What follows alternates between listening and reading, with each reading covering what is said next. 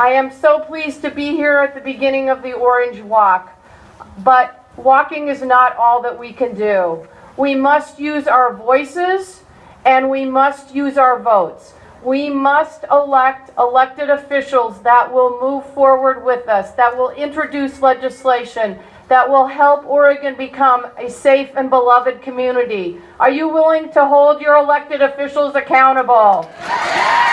And I'm here today for the survivors of gun violence, for those who look at an empty place at the breakfast table every morning, who are still listening for a laugh at their holiday table, and who miss that little body that they used to tuck into bed every single night. That's so fundamentally wrong that 3 school kids were shot outside of their high school.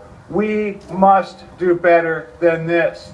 So these are dark days, and every time one of those things happens, this thing goes off on my bedstand, and there are 2 gentlemen here that are seeking this office, and I hope and pray, Jules and Ted, that you'll have a lot quieter nights, because that's the way Portland should be. My mom was absolutely incredible.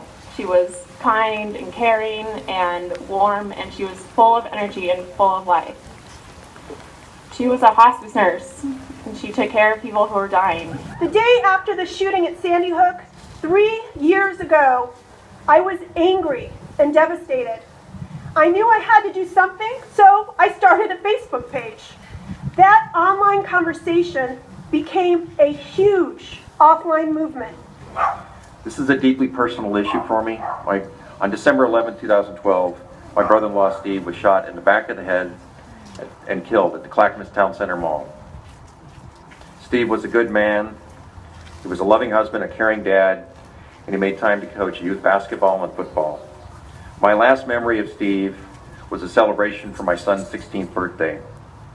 You know, when I look at those photos, none of us knew that 2 days later Steve would be killed. I'm a gun owner and I'm a hunter, and I enjoy taking my son hunting. I'm also a strong supporter of the Second Amendment, but after my brother-in-law was killed, I knew I couldn't sit by and let another family go through what ours had. So let me describe for you what that looks like.